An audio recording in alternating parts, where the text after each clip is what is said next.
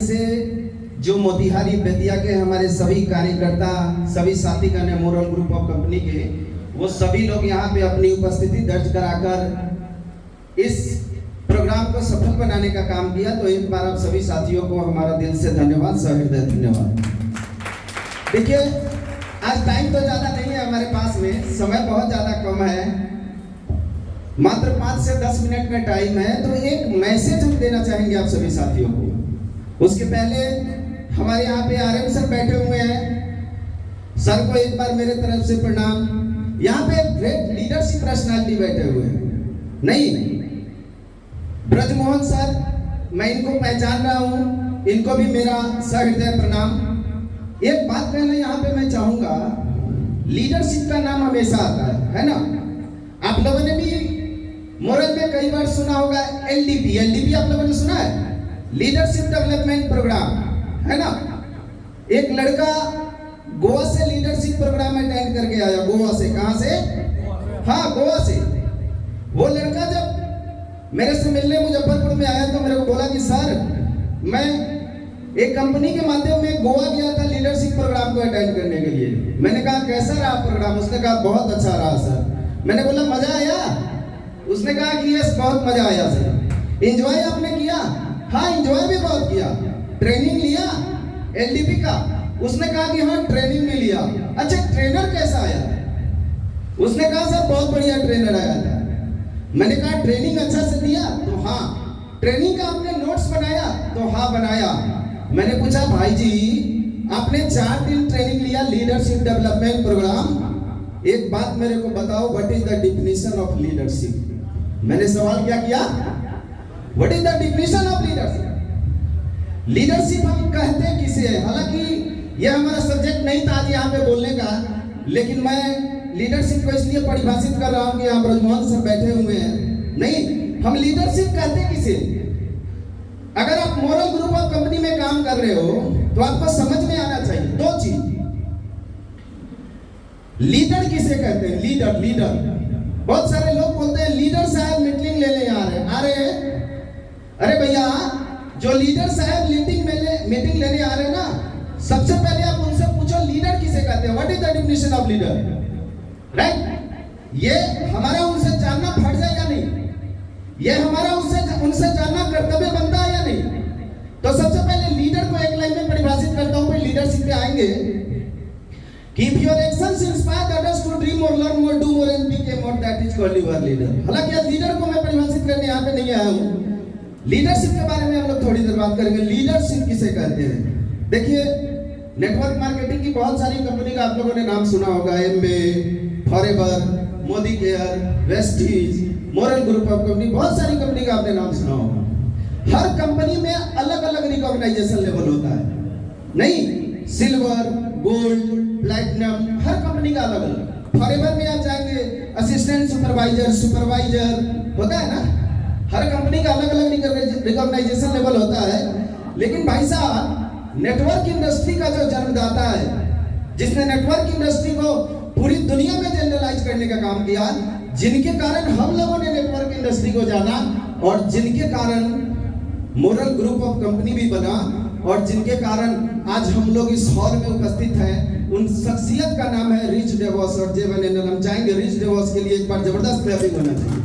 नहीं, जो जमकाता है, रिच डेवॉस ने कहा नेटवर्क मार्केटिंग का 5 ही रैंक है। कितना?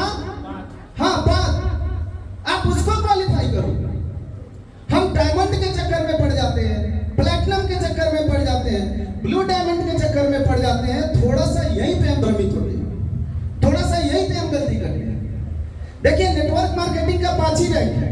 पहला रैंक है न्यू डिस्ट्रीब्यूटर, दूसरा रैंक है डिस्ट्रीब्यूटर, तीसरा रैंक है लीडर, चौथा रैंक है लीडरशिप और 5वां रैंक है लीडरशिप क्वालिफिकेशन। जो इंसान यहाँ पे बैठा हुआ है, अगर नेटवर्क मार्केटिंग का लीडरशिप क्वालिफिकेशन लेवल क्वालिफाई कर गया, वो नेटवर्क मार्केटिंग की दुनिया का बेताज बादशाह हो जाएगा, चाहे वो किसी कंपनी को ज्वाइन कर ले, चाहे वो किसी कंपनी में चला जाए। तो मैं यहाँ लीडरशिप के बारे में बात कर रहा हूँ। लीडरशिप किसे कहते हैं? थोड़ी देर पहले हमने लीडर को परिभाषित किया है यहाँ पे। If your actions inspire others to dream more, learn more, do more and become more, that is called your leader, right? Leadership हम किसे कहते हैं? ठीक है, लीडरशिप हम किसे कहते हैं उसको मैं हिंदी में परिभाषित कर रहा हूं, ठीक है ना। जब आपका सब चीज किया धरा खत्म हो जाता है, समाप्त हो जाता है, द एंड हो जाता है, जब आपका सब चीज किया धरा खत्म हो जाता है, समाप्त हो जाता है, तो आप अपने विरासत में यह छोड़ कर जाते हैं कि आपने अपने संपूर्ण जीवन में कितनी जिंदगियों को बेहतरीन और कामयाब बनाने का काम किया। That is the definition of leadership. इसी को लीडरशिप बोलते हैं। अरे हम हजारों और लाखों कामयाबी का प्रमाण पत्र हैं, ये लीडरशिप। ये नहीं, आजकल मैं नेटवर्क मार्केटिंग को देखता हूं, मैं भी नेटवर्क मार्केटिंग कर रहा हूं 20-22 सालों से, और आप लोग नेटवर्क मार्केटिंग करते होंगे, किस तरह करते होंगे ये तो मेरे को पता नहीं है, पर हमें जानने वाले जितने भी साथीगण इस हॉल में बैठे हैं सबको पता है नेटवर्क मार्केटिंग मैं करता नहीं हूं, नेटवर्क मार्केटिंग को मैं जीता हूं। नेटवर्क मार्केटिंग को मैंने आत्मसात कर लिया। नेटवर्क मार्केटिंग को मैं पूरी शिद्दत से बेपनाह मोहब्बत करता हूं। इस तरीके से मैं नेटवर्क मार्केटिंग को करता हूं। तो आज हम लोग के बीच सैकड़ों और हजारों लोगों की प्रमाण पत्र मिस्टर ब्रजमोहन सर यहाँ पे बैठे हुए हैं, उनके सानिध्य में, राइट, उनके सानिध्य में हम लोग इतनी बड़ी मीटिंग कर रहे हैं। तो हम सभी के तरफ से ऐसे शानदार लीडरशिप पर्सनालिटी के लिए एक जबरदस्त क्लैपिंग होना चाहिए, शानदार क्लैपिंग होना चाहिए, राइट। देखो 5 मिनट खत्म हो चुका है, नहीं 10 मिनट का टाइम मिला है, नहीं 5 मिनट और हमें कुछ बताना है, चूंकि मीटिंग है, काफी देर से यहाँ पे लोग बैठे हुए हैं। कभी ट्रेनिंग प्रोग्राम हम करेंगे यहाँ पे मोतिहारी के अंदर में, और बहुत जल्द करने वाले हैं। अभी मोरल में हमने वो बोलता है ना पहाड़ी शुरू किया है हमने, नहीं तो अभी मोरल में हम लोगों ने तो काम करना शुरू किया है। एक चीज मैं यहाँ पे आप सभी लोगों को, एक चीज मैं यहाँ पे आप सभी लोगों को समझा नहीं रहा हूँ। देखो मेरे समझाने से आप नहीं समझोगे।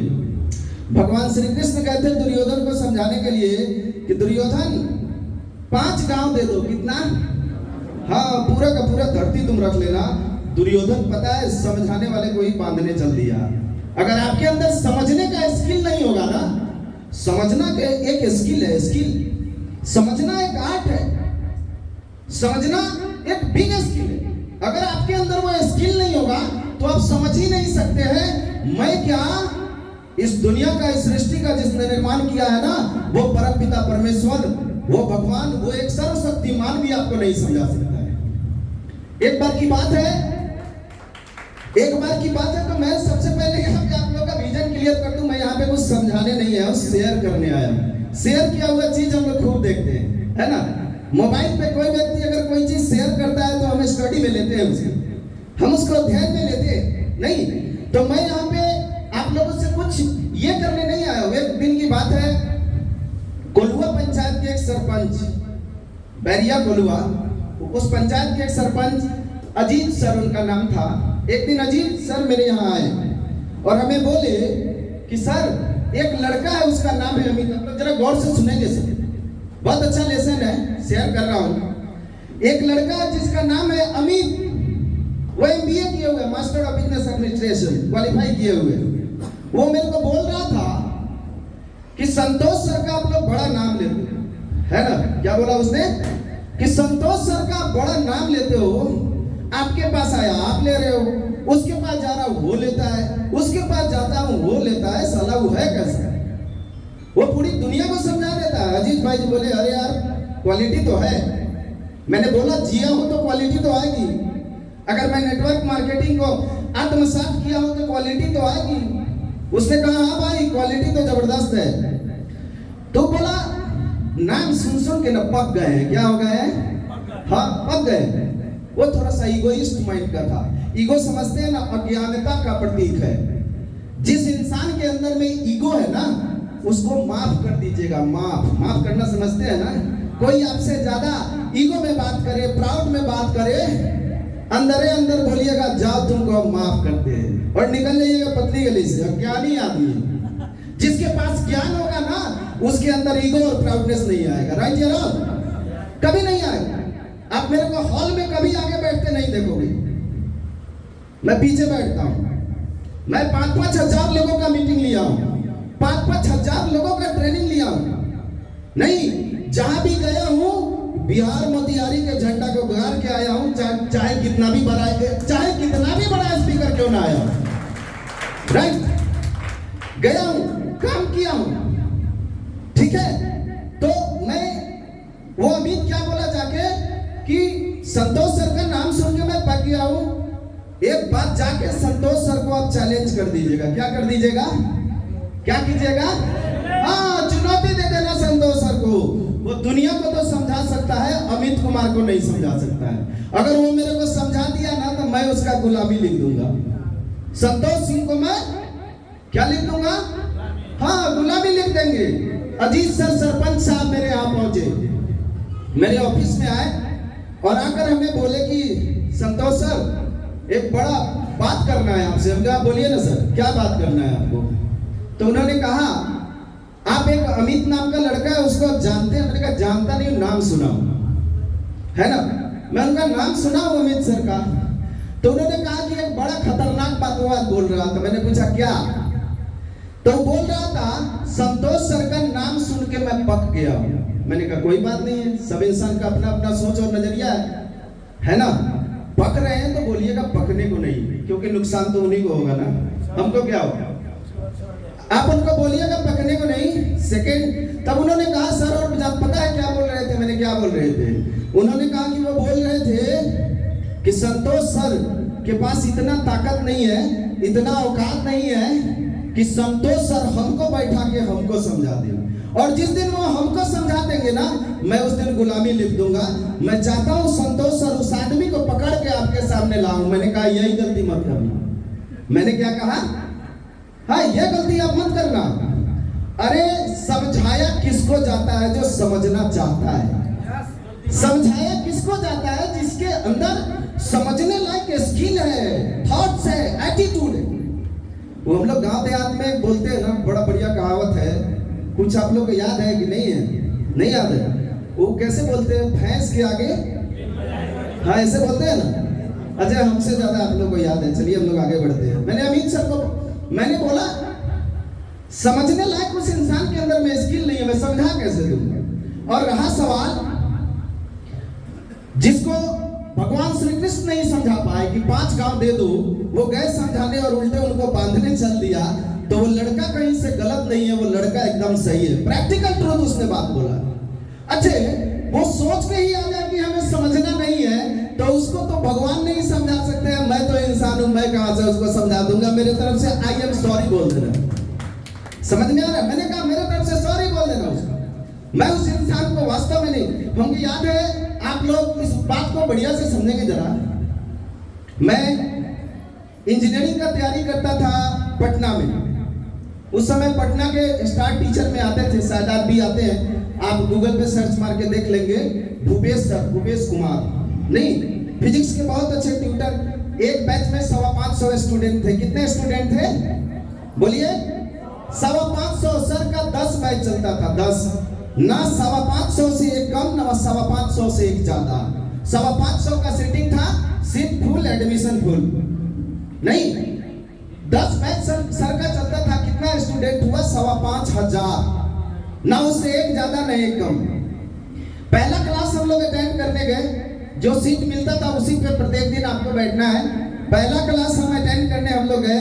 सर आए, भूपेश सर आए, बहुत बड़े गुरु हैं, राइट। और सबसे बड़ी बात है कि उस शख्स ने हजारों लाखों स्टूडेंट को आईआईटी क्वालिफाई कराया, हजारों लाखों स्टूडेंट को आईएएस क्वालिफाई कराया, यूपीएससी क्वालिफाई कराया, राइट। इस देश को एक खास देश बनने में एक शिक्षक भूमिका निभाता है। उन्होंने एक ब्रांड शिक्षक की भूमिका निभाया। Doctor APJ Abdul Kalam sir ने क्या कहा कि किसी भी देश के आने वाले कल के भविष्य बच्चे होते हैं ना, और उस बच्चे को ऑपरेट और ड्राइव करने का काम शिक्षक करते हैं। तो पटना की धरती पर वो एक महान शिक्षक थे। हम चाहेंगे भूपेश सर के लिए हम सभी मिलकर एक जबरदस्त क्लैपिंग करें, राइट। हजारों स्टूडेंट को उन्होंने कामयाब किया। भूपेश सर का पहला क्लास हमें याद है, भूपेश सर का फर्स्ट क्लास हमें याद है। उन्होंने पहला क्लास जब आया तो उन्होंने बताया, देखो आप 525 स्टूडेंट मेरे बैच में बैठे हुए हो। नहीं, आप 525 स्टूडेंट मेरे बैच में बैठे हुए हो। क्लास को शुरू करने के पहले मैं आपको एक लेसन देना चाहता हूँ। लेसन मतलब अध्याय। एक बात कहना चाहता हूँ, एक मैसेज देना चाहता हूँ, आप मेरे मैसेज को ध्यानपूर्वक सुनना। उन्होंने कहा स्टूडेंट को, हम लोगों को उन्होंने कहा कि माँ सरस्वती की कृपा से, मैसेज उन्होंने बताना शुरू किया कि माँ सरस्वती की कृपा से मेरे अंदर फिजिक्स का इतना ज्ञान जरूर है कि मैं पत्थर को भी फिजिक्स पढ़ाकर पत्थर को फिजिक्स का विद्वान और ज्ञाता बना सकता हूँ। भूपेश सर ने क्या मैसेज दिया कि मेरे अंदर माँ सरस्वती की कृपा से फिजिक्स का इतना ज्ञान जरूर है कि मैं पत्थर को भी फिजिक्स पढ़ाकर पत्थर को फिजिक्स का विद्वान बना सकता हूँ। लेकिन आप में से 5-10 स्टूडेंट मेरे पास उठकर आए और मेरे को बोले कि गुरुजी, आप पत्थर को तो फिजिक्स पढ़ाकर पत्थर को फिजिक्स का विद्वान और ज्ञाता बना सकते हो, लेकिन मैं आपको चैलेंज देता हूँ, हमको कितना भी पढ़ा लो, मैं फिजिक्स का ABCD भी सीखने वाला नहीं हूँ। वास्तव में मैं वैसे स्टूडेंट को नहीं पढ़ा सकता हूँ। उस टाइप का स्टूडेंट जो क्लासरूम में हो, आए मेरे से बात करे, पैसा ले और वापस चला जाए, मैं उसको नहीं पढ़ाऊंगा। देखो, पढ़ाया किसे जा सकता है, समझाया किसे जा सकता है। समझने का स्किल ना होगा आपके अंदर, एटीट्यूड नहीं होगा, समझने का थॉट्स नहीं होगा, तब समझेंगे कहां से। अरे ये साधारण पर्सनालिटी तो अभी बोल नहीं रहे थे, पता नहीं आप लोग इनको जानते हैं या नहीं जानते। कोई बोलता है ना मैं 1 लाख का महीना कमाता हूं, देखना उसका कॉलर खड़ा रहेगा, पता है ना, प्राउड आता है, प्राउड। कोई 2 लाख का महीना कमाता है, उसको प्राउड आता है, प्राउड, राइट। मैं एक बार गया था पानीपत में मैं ट्रेनिंग दिया। एक बूढ़ा आदमी आया मेरे पास और मेरे से बोला, अरे यार कम उम्र में भी बड़ा अच्छा बोलते हो यार, कम उम्र में भी बहुत ज्ञान है यार, तू कमाता कितना है? वहां तू ता करके बात होती है ना हरियाणा पानीपत में, तू कमाता कितना है? तेरा तो कमाई बहुत होगा।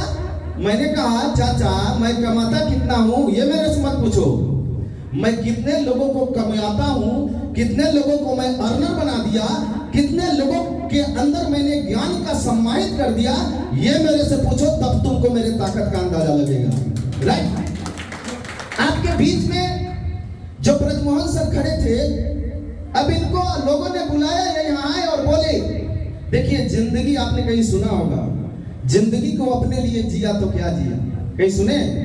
जिंदगी को अपने लिए जिया तो क्या जिया। जिंदगी का असली मजा तो तब है जब आप दूसरों के लिए जीते हैं, राइट। जब आप दूसरों के लिए जीते हो। ब्रजमोहन सर की बातें अगर आपको समझ में नहीं आई, बहुत देर बोल रहे थे, देखिए मैं पीछे से सुन रहा था, मैं आगे नहीं बैठता हूँ मीटिंग में। गुरुजी ने सिखलाया, गुरुजी ने हम लोगों को सिखलाया, बेटा किसी मीटिंग में जाना तो पीछे बैठना, लेकिन जाना स्टेज पे जाना आम बन के, लौटना खास बन के, जाना आम बन के लेकिन लौटना खास बन के, राइट। तो ऐसे शख्सियत आपके बीच में परफॉर्म कर रहे हैं, और इस तरह आप इनको यदि नहीं समझ पाए, आपने बचपन में पढ़ा है, काक चेष्टा बको ध्यानम स्वान निद्रा तथाई बचा, यानी काक की तरह चेष्टा करो। योर डिजायर, आपका बर्निंग डिजायर जो होना चाहिए वो काक की तरह होना चाहिए, इच्छा शक्ति, काक चेष्टा। कंसंट्रेशन लेवल किसके जैसा होना चाहिए? बकुला की तरह होना चाहिए। नहीं, हमारा कंसंट्रेशन लेवल बकुला की तरह, काक चेष्टा बको ध्यानम स्वान, निद्र किसके जैसा लेना है? कुत्ता के जैसा निद्र लेना है। अरे बड़े बुजुर्ग जो विरासत में समझा के गए हैं उससे हमें सीखना चाहिए। अरे ज्ञान लेने वाले तो कुत्ता से ज्ञान ले लेते हैं, ज्ञान लेने वाले तो कौवा से ज्ञान ले लेते हैं। जिसके अंदर सीखने का स्किल होगा, सीखने का प्रवृत्ति होगा, सीखने का हैबिट होगा, सीखने का एटीट्यूड होगा, वो तो कुत्ता और गधा से ज्ञान लेकर खुद को अरबपति बना देगा। यहाँ तो ब्रजमोहन सर आए हुए थे, आप अपने अंदर के सीखने के स्किल को पैदा करो, इनकी बात को सुनो। यहाँ पे हॉल में बैठा हुआ एक एक इंसान अपने जिंदगी में इतिहास रच देगा, लेकिन सीखने का स्किल आपके अंदर होना चाहिए, राइट। देखो आप लोग इस मीटिंग को क्या समझते हो? समझना, मैं समझने के ऊपर इसीलिए इतना देर बोला हूं कि आप समझने की कोशिश करेंगे। समझते समय अगर आपका माइंड डाइवर्ट हो रहा है, समझते समय अगर आपका ब्रेन कंसंट्रेट नहीं हो पा रहा है, तो आप ये समझ लेना कि हमारे अंदर समझने का स्किल, हाँ हमारे अंदर समझने का स्किल नहीं है। आपको समझ में आ जाना चाहिए, ठीक है। तो यहाँ पे मैं बताऊंगा, ये जो आप मीटिंग देख रहे हो, ये जो मीटिंग आप देख रहे हो, अच्छा बहुत सारे लोग लीडर यहाँ पे मीटिंग में आए हैं और बहुत सारे लोगों को यहाँ पे बुलाया गया है ना। अच्छा इस मीटिंग में आने से फायदा क्या हुआ भाई? इस मीटिंग में आने से आपको कुछ फायदा हुआ है क्या? यहाँ पे देखिए बहुत सारी माताएं बैठी हुई हैं, बहनें बैठी हुई हैं, इधर बहुत सारे भाई बैठे हुए हैं। आप लोगों का ये विजन क्लियर है क्या कि आप इस मीटिंग में आए क्यों है? नहीं ना है कि है? देखो मैं बताता हूं, हमारा विजन क्लियर है। हमारा विजन क्लियर है कि मैं इस मीटिंग में आया क्यों।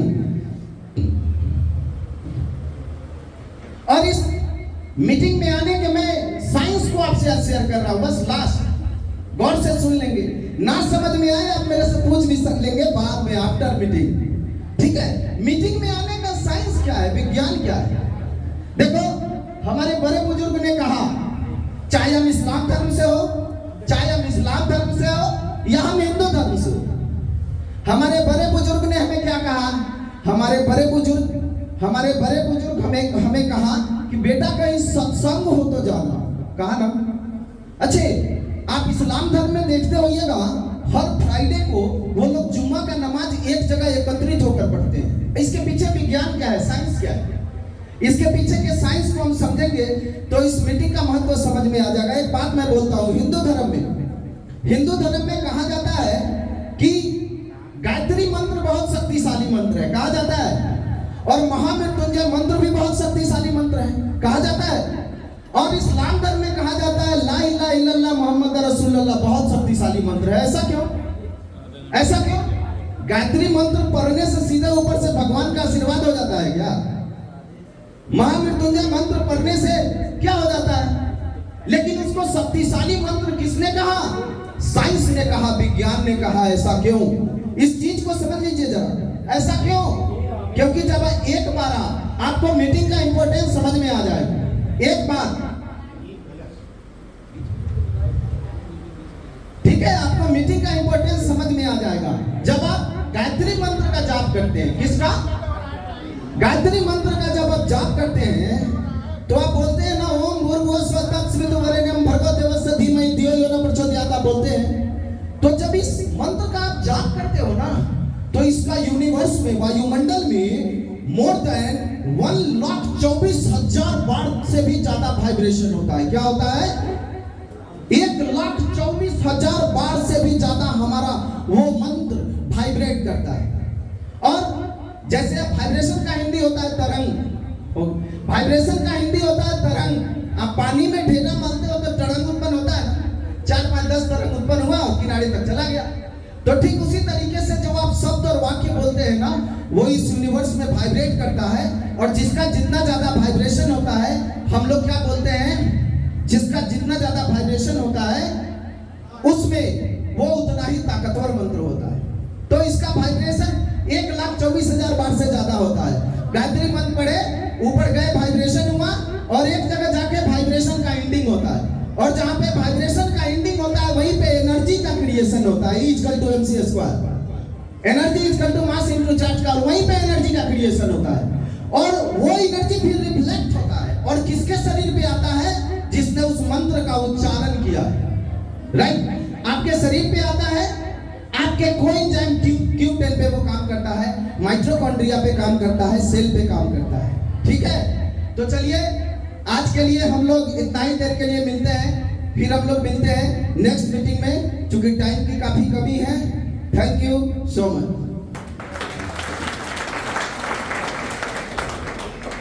एक बार जोरदार ताली संतोष सर के लिए। टाइम का